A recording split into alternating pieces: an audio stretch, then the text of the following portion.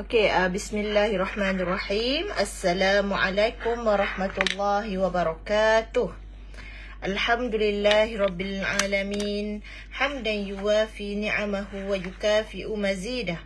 Ya Rabbana lakal hamdu kama yanbaghi li jalali wajhika wa 'azimi sultanik. Allahumma salli ala sayyidina Muhammad wa ala alihi wa sahbihi ajma'in, amma ba'd. Alhamdulillah, syukur kepada Allah dengan limpah kurnia dan izin daripadanya kita dapat bersua pada pagi ini. Selawat dan salam ke atas junjungan mulia Nabi Muhammad sallallahu alaihi wasallam, kepada ahli keluarga baginda dan kepada sahabat-sahabat baginda. Ya, alhamdulillah, pagi ini kita masih lagi diberikan peluang dan kesempatan untuk bersama dalam kuliah online kita bersama dengan surah An-Nur. Jadi mudah-mudahan majlis ilmu kita ini diberkati oleh Allah Ta'ala, menambahkan kefahaman dan kedekatan kita dengan Allah Subhanahu Wa Ta'ala. Dan insyaAllah hari ini kita akan sambung kepada topik akhlak pagi ni, ya. Dan kita akan melihat apakah satu hadis yang membincangkan perihal akhlak, yang kita hari ni nak tengok lebih kepada akhlak dalam perkataan. Kerana zaman sekarang ini adalah zaman di mana kita bebas menyuarakan pendapat, dibimbangi kadang-kadang terkeluar perkataan-perkataan yang tidak baik. Kadang-kadang berselindung di sebalik nama, tanpa nama. Kalau di Facebook berselindung di sebalik profil yang tidak dikenali, ya, profil anonymous. Kadang-kadang mudah untuk manusia ni menuturkan perkataan-perkataan yang tidak baik. Jadi sebagai umat Nabi Muhammad SAW, yang menjadi rujukan kita adalah Rasulullah SAW, baginda. Ya, dalam perkataan, dalam perbuatan, kita kena merujuk kepada Rasulullah, kerana jalan sunnah itu adalah jalan kejayaan. Adakah baginda tidak merasa marah? Adakah baginda itu seorang insan yang tidak ada nafsu? Tidak, baginda adalah manusia. Namun bagaimana baginda berjaya tampil dengan akhlak mahmudah, berjaya mengekang hawa nafsu baginda, berjaya menahan lidah baginda daripada mengucapkan perkataan yang tidak elok. Ini kita nak belajar ni. Ya, Assalamualaikum Puan Hanita Hamid. Terima kasih Puan, ya. Pagi-pagi lagi sudah on live. Ni mesti kita kata pendengar tetap ni yang mengikuti kuliah surah An-Nur, insya-Allah. Baik, jadi kita tengok tajuk kita ni, janganlah berkata keji. Kalau kita tengok zaman sekarang, kadang-kadang pendakwah sendiri pun, orang-orang yang nak menentang kemungkaran pun kadang-kadang tersilap, ya. Kita guna perkataan-perkataan tidak baik. Padahal yang diajar oleh baginda adalah ud'u ila sabili rabbika bil hikmah wal mau'izatil hasanah. Seru ke jalan Tuhanmu dengan hikmah, ya, dan contoh tauladan yang hasanah, yang baik. Maka kita nak tengok hari ni apakah contoh tauladan dalam berkata-kata berdasarkan satu hadis kejadian yang pernah berlaku kepada Rasulullah sallallahu alaihi wasallam. An Aisyah radhiyallahu anha qalat, Atta an-nabiyya sallallahu alaihi wasallam anasun minal yahudi faqalu Assalamu alayka ya Abal Qasim. Qala wa alaykum. Qalat Aisyah, Qaltu bal alaykumus samu wadhamu. Faqala Rasulullah sallallahu alayhi wasallam, Ya Aisyah, la takuni fahishah. Faqultu ma sami'ta ma qalu. Faqala awalaysa qad radadtu alayhim alladhi qalu. Qultu wa alaikum wa fi riwayah mahaya Aisyah fa inna Allah la yuhibbul fuhsya wat tafahush. Dalam hadis ni dia ada cerita. Assalamualaikum Puan Siti Mariam, Puan Encik Zoldi Pro, ya, terima kasih kerana menonton. Baik, hadis ini bermaksud daripada Aisyah radhiyallahu anha, dia berkata ada beberapa anasu minal yahudi, pemuda daripada kaum Yahudi, mereka datang kepada Rasulullah sallallahu alaihi wasallam sambil berkata, kematianlah ke atas diri kamu wahai Abul Qasim. Ada beberapa pemuda daripada kaum Yahudi tak semena-mena datang kepada Rasulullah. Kemudian mereka kata kepada Rasulullah, Assalamu alayka ya Abul Qasim. kematianlah ke atasmu wahai Abul Qasim. Kiranya satu ayat nak mencabar, satu ayat menyumpah. Kemudian baginda menjawab kepada mereka, wa'alaikum. That's all. Dan ke atas kamu juga. Itu saja. Namun pada ketika itu ada Sayyidatina Aisyah di samping Nabi dan beliau berkata balik, tetapi ke atas diri kalianlah kematian dan kehinaan. As-samu wadzamu alaikum. Aisyah tambah sikit. Ya, sebab yalah, tak semena-mena pemuda itu datang nak menyumpah seranah kepada baginda. Maka Aisyah jawabkan balik. Maka saat itu baginda berkata kepada Sayyidatina Aisyah, wahai Aisyah, janganlah engkau menjadi wanita yang berkata keji. Lalu Aisyah berkata, wahai Rasulullah, tidakkah engkau mendengar apa yang mereka ucapkan kepadamu? Ya, mereka kata, Assalamu alaika ya Abul Qasim. Kata orang Melayu mungkin pergi mampus lah. Tak bagus lah perkataan tu kan. Ya, maka pada saat itu baginda jawab kepada Aisyah balik, bukankah aku sudah membalasnya? Bukanlah diam saja kan, tapi aku sudah membalasnya. Dan aku telah ucapkan wa'alaikum. Dan satu riwayat lain pula menyebutkan baginda bercakap kepada Aisyah, diamlah wahai Aisyah, sesungguhnya Allah tidak menyukai kata-kata yang keji dan berkata-kata dengan perkataan yang keji. Jadi satu cerita, satu kisah lah. Ada sekumpulan pemuda datang pada baginda, Yahudi, pemuda Yahudi datang kepada baginda, tiba-tiba nak menyumpah seranah baginda dengan berkata pergi matilah. Kemudian Aisyah baginda jawab, wa'alaikum, dan ke atas kamu jugalah. Samalah. Same goes to you, kata orang putih. Ya? Maka Aisyah jawab balik, Assalamu wadzamu alaikum. Kematian dan kehinaanlah ke atas kamu. Ya, tiba-tiba datang nak menyumpah seranah Rasulullah sallallahu alaihi wasallam. Dia baginda tegur Aisyah dengan berkata bahawa aku dah jawab. Tapi baginda tidak mencemarkan lidah baginda dengan bercakap perkataan yang keji juga. Dia cakap engkau pergi mati, baginda tak jawab balik engkau pergi mati juga. Tidak. Baginda hanya katakan ke atas kamu jugalah. Same goes to you lah. Tapi Aisyah membalas, yalah geram kan? Siapa tak geram? Orang yang mencerca baginda, tak semena-mena datang memusuhi baginda, datang cakap benda-benda tak elok. Tapi baginda juga tetap tegur Sayyidatina Aisyah kerana mengucapkan perkataan yang tidak selayaknya diucapkan oleh orang yang berakhlak mulia. Satu teguran, kalau kita tengok, alang, kau cakap kat kita, kita balaslah balik. Bukan kita start dulu. Tapi itu pun baginda tak bagi buat. Jadi menunjukkan kemuliaan akhlak ini. Dia memerlukan kepada sabar. Apa itu sabar? Menahan diri daripada marah. Menahan diri daripada berkeluh kesah apabila sesuatu yang tidak diingini atau disukai berlaku kepada kita. Orang cakap baik dengan kita, senang kita nak cakap baik balik dengan dia. Betul tak? Orang yang cakap elok dengan kita, senang kita nak balas baik. Tapi cuba tiba-tiba ada orang cakap tak elok pada kita, kita balas lebih pada dia. Dia cakap 5 patah yang tak elok, kita balas 100 patah yang tak elok. Jadi adakah itu akhlak mulia? Kita balas je. Tidak. Termasuk dalam akhlak mulia adalah menahan lidah kita daripada berkata-kata dengan perkataan yang keji. Maka ini yang baginda ajar kepada Sayyidatina Aisyah dalam hadis ini, iaitu berkaitan menahan lidah. Jadi kalau kita tengok dengan kehidupan kita hari ini, ramai orang kalah menahan sabar daripada lidah. Daripada lidah itu terkeluar dah. Ya, ketidaksabarannya terbongkar.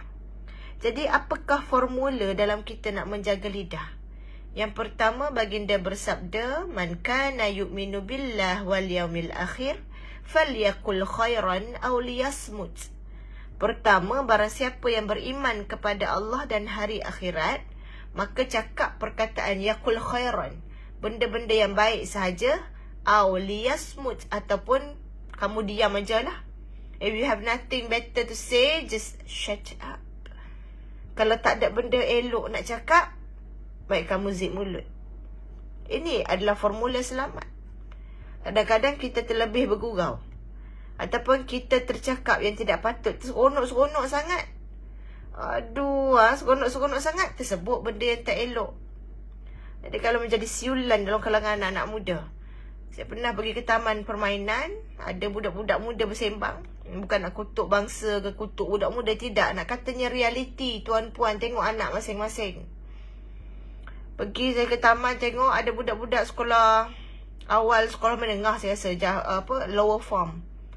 Sembang dia mesti selit. Minta maaf sebut ya, saya sebut ni sekadar memberi peringatan bersama. Sial, perkataan celaka dan perkataan khizir babi tu. Dia bukan menyumpah seranah tau. Tapi dalam cakap-cakap gelak-gelak huha-huha keluar S. Keluar perkataan nombor C. Keluar B. Ya? Subhanallah. Kerosakan berlaku kerana tidak menjaga lidah. Jadi itu termasuk perkataan yang keji, kerana dia lazimnya digambarkan, digunakan untuk menggambarkan perasaan-perasaan. Ya? Jadi bagaimana boleh timbul benda-benda macam ni? Budak-budak boleh sebut, boleh jadi kerana keluarga. Ya, kalau mak ayah sendiri dekat rumah mengulang-ulang perkataan keji, ataupun di atas jalan raya, ya, kalau tak ada apa dia boleh sabar, kat atas jalan raya jadi orang lain. Kita panggil apa? Road rush, ya, kemarahan jalan raya, atas jalan raya ni. Apa, bawa laju lah, C, S, B semua keluar. Jadi mungkin anak-anak boleh dengar. Jadi tuan-puan, tolong jangan mencarut. Kita kata, oh tak apa, kita dah besar boleh mencarut. Tidak. Baginda melarang bercakap dengan perkataan yang keji. Allah tidak menyukai kata-kata keji dan berkata-kata dengan perkataan yang keji. Jangan mencarut. Itu ibu ayah. Yang kedua mungkin pengaruh rakan sebaya. Dalam rumah dia tak mencarut, mak ayah dia tak pernah ajar mencarut. Ayah dengan mak dia kata cili mulut kalau mencarut. Contoh, jangan cili tu betul. Tapi dekat sekolah, dia habiskan banyak masa dengan kawan, tiba mencarut. Jadi mencarut, mengucapkan perkataan tidak baik ni, kita kena cegah. Sebab dia memang boleh membawa kepada akhlak yang buruk. Itu pertama, bercakap dengan perkataan yang keji itu sendiri. Itu dalam bentuk carutan. Versi barat lain pula, F words. All those words yang menggambarkan, melepaskan perasaan. Jadi apa kata kita substitute, gantikan, ya. Kadang mulut tu nak menyebut, bila orang buat kita marah, Allahu Akbar, ya. Astaghfirullahalazim. Astaghfirullahalazim. La haula wala quwata illa billahil aliyyil azim. Apa kata kita gantikan? Ini kadang malu nak sebut kuat-kuat sebab nanti orang ingat kita wara, alim. Tidak. Kalau tengok mungkin masyarakat bangsa lain ataupun di tempat-tempat lain, kalau contoh di Timur Tengah, ya dah memang ada kelaziman. Nampak benda cantik, Masya Allah, benda luar biasa sikit, Subhanallah, kita bapak ya, orang kita bapak lah, benda lawa kot. Jadi benda-benda ni perlu dibiasakan. Kelaziman perlu dibina. Masya Allah, cantiknya anak hari ni. Masya Allah, lawannya. Subhanallah, tengok awan gelap macam nak hujan je. Kan nampak something yang luar biasa. Risau ni macam nak banjir je, macam nak hujan je. Subhanallah, awan gelap. Something outrageous, something extraordinary, luar biasa. Nak marah, astagfirullahalazim, geram je rasa. Bukan salah, sebut benda-benda biasa tak apa. Lazimi menyebut nama Allah. Rasa macam benda buruk berlaku kan. Contoh, ada orang buat benda yang tak elok pada kita, ya, di awal mendapat perkabaran buruk, inna lillah wa inna ilaihi raji'un. Gantikan. Sebab tu baginda bila ada sekumpulan pemuda Yahudi datang kepada baginda cakap, kematianlah ke atas kamu wahai Abul Qasim. Ni apa? Satu bentuk sumpah seranah lah. Baginda tidak mencemari lidah mulia baginda dengan menyebut juga kau pun pergi mati. Tidak. Baginda hanya menyebut wa'alaikum, dan ke atas kalian. Jadi bermaksud bukanlah kita kata nak bagi orang yang buat jahat tu makin besar kepala, tak payah balas langsung. Sometimes we have to face them. Ya, kena juga menghadapi supaya tidak makin melampau. Tapi tidak sampai lidah kita yang turut sama menyumpah seganah. Ini kita kena ingat. Jadi kata-kata keji, kata-kata carutan tidak selayaknya diucapkan oleh orang Islam. Ya, jadi jangan mencarut. Itu yang pertama, kejahatan lidah kita. Yang kedua, mengumpat, tuan-puan. Mengumpat ni dia tidak mesti secara mulut ataupun lisan secara berdepan. Tapi mengumpat ini juga boleh termasuk bila kita letakkan komen di media sosial. Bila kita menimbulkan apa-apa isu yang menyebabkan orang lain menjadi umpatan pada orang lain, itu juga dikira mengumpat.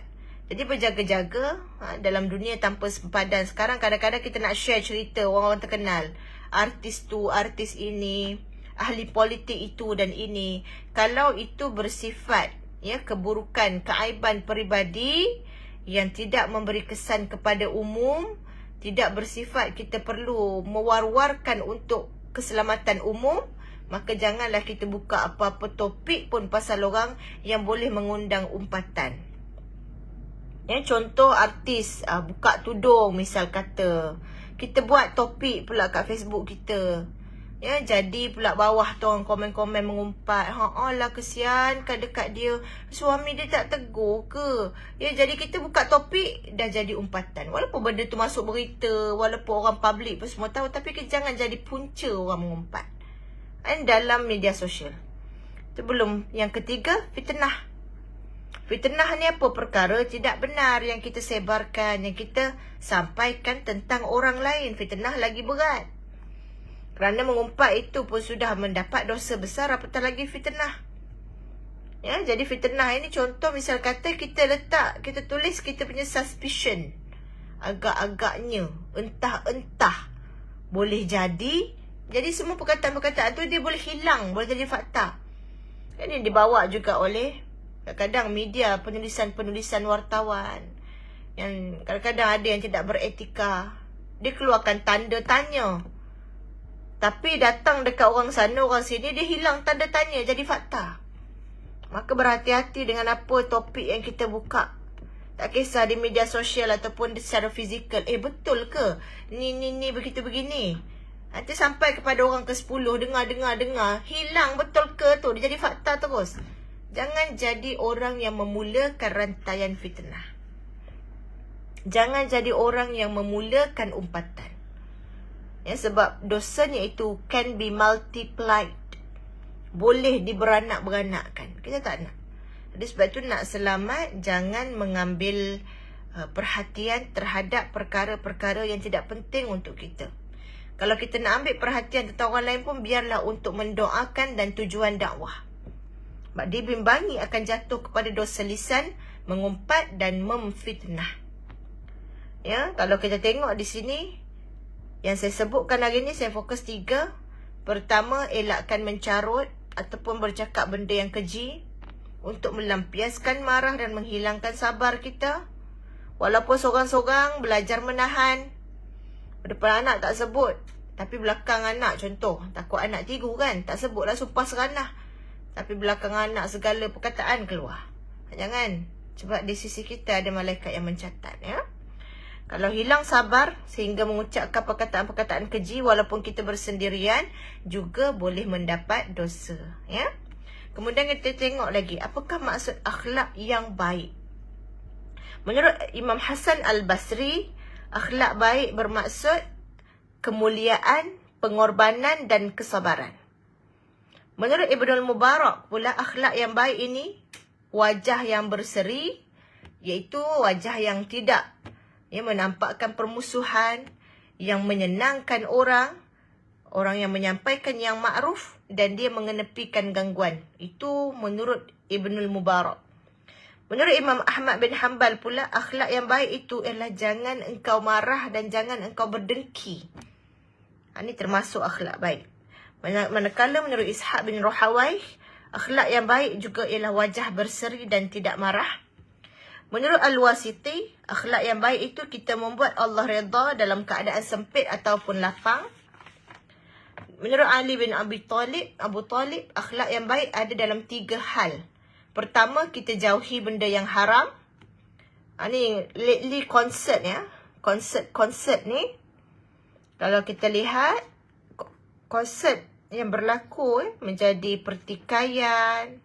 Sebenarnya apabila sesuatu perkara itu ada elemen-elemen haram di dalamnya, maka dia boleh menjadi haram lah. Contohnya ada percampuran bebas antara lelaki dan perempuan.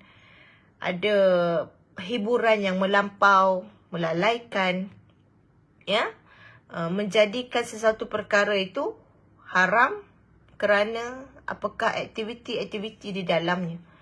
Yang turut menyumbang juga lirik lagu yang disampaikan, pengaruh sampingan yang disampaikan dalam konsert terbabit. Semuanya membawa kepada banyak perkara yang tidak bermanfaat. Dia termasuk akhlak yang baik ni, kita bukan saja tidak buat, kita jauh daripada benda yang haram.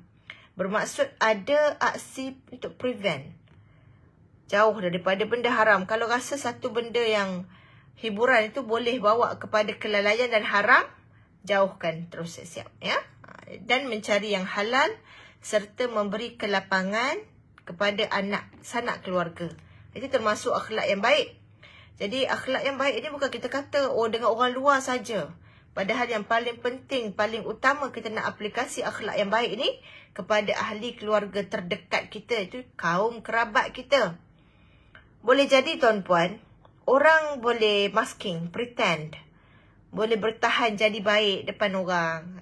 Jumpa orang tersenyum, jumpa orang minta sedekah, mesti dia bagi punyalah. Dekat luar rumah, senang nak jadi baik sebab tak banyak masanya. Tapi yang paling kita nak tengok, yang tahu perangai sebenar kita ni, dalam keadaan kita penat, dalam keadaan kita balik rumah tu, keluarga kita lah yang paling tahu sebenarnya macam mana akhlak kita. Sebab itu baginda menggalakkan kita berbuat baik kepada ahli keluarga. Memastikan kita buat baik pada ahli keluarga. Kerana tuan-puan setuju atau tidak, nak buat baik kepada ahli keluarga sendiri yang sememangnya dah tahu baik buruk kita, yang sememangnya akan terima kita dalam apa jua keadaan sekalipun, itu susah. Dengan orang luar kita ada kepentingan nak jaga air muka, nak jaga reputasi, tak nak orang cakap buruk pasal kita, menjadikan kita boleh nak kawal perangai. Tempoh masa pula tak panjang dekat luar, jumpa pun mungkin sekejap-sekejap Tapi dalam rumah, itulah ahli keluarga lah yang tahu diri sebenar kita.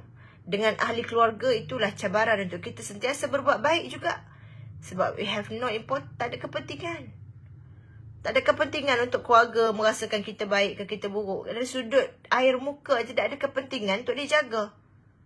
Dah keluarga, dah tahu dah baik buruk. Itulah cabaran terbesar untuk kita berakhlak baik. Dengan siapa?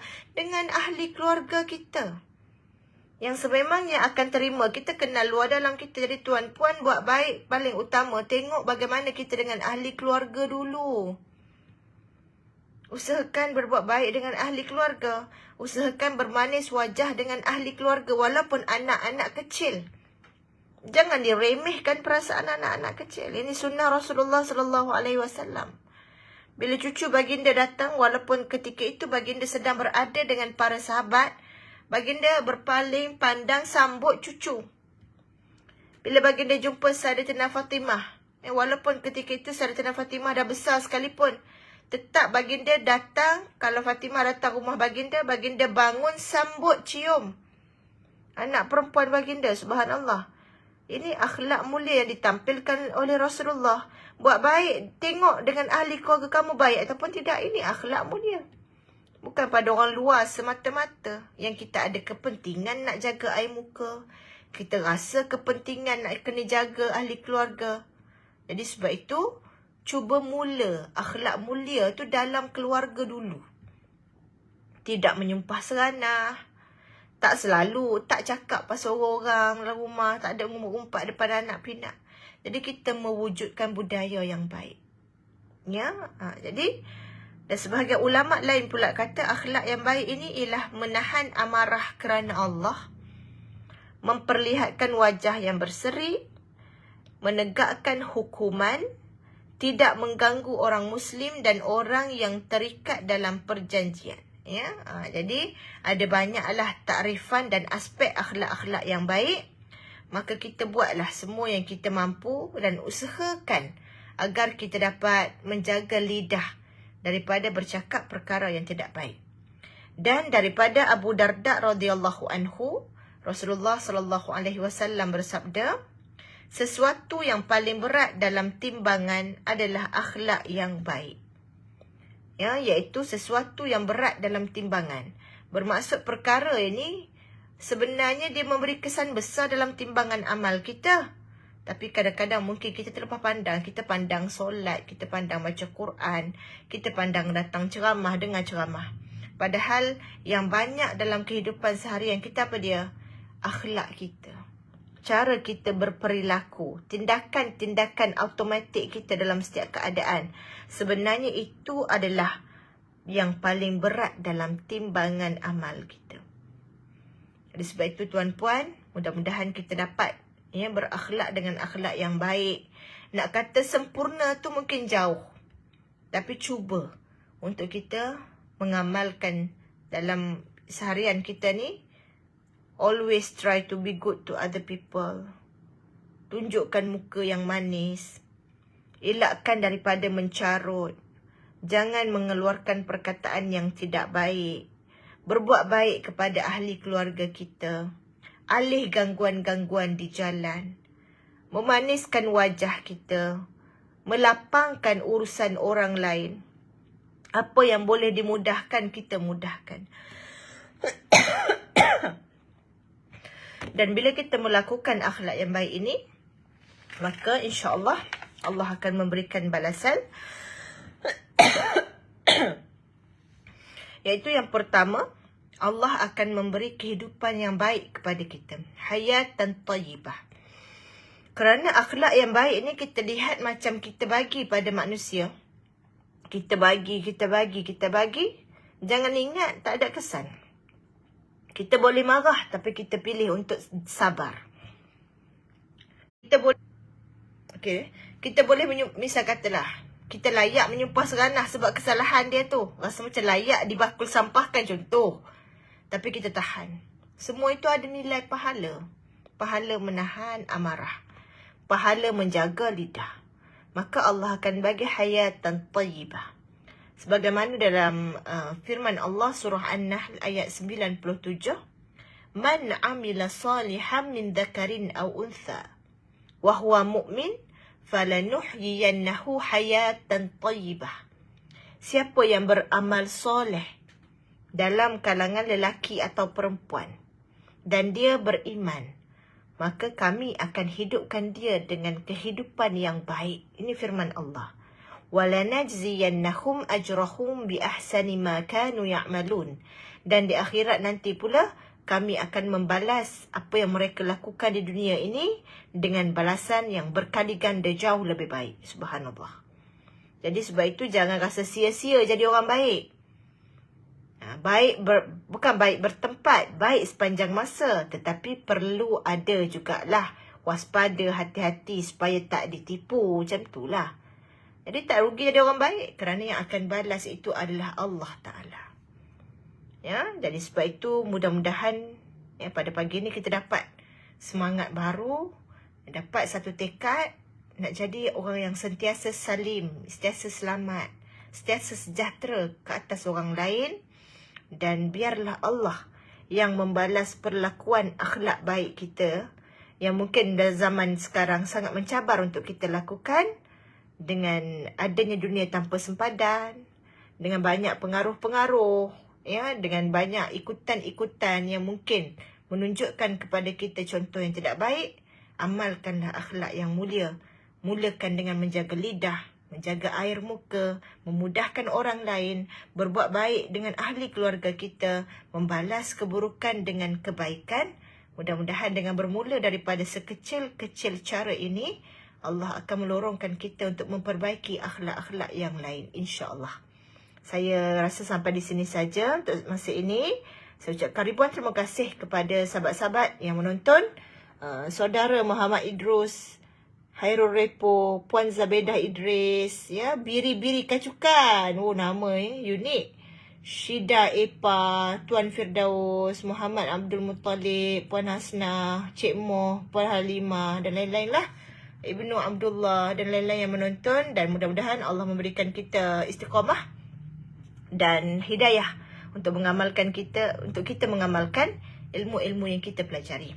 Terima kasih kepada Surau An-Nur atas penganjuran live pada pagi ini, dan saya akhiri dengan wabillahi taufiq wal hidayah. Assalamualaikum warahmatullahi wabarakatuh.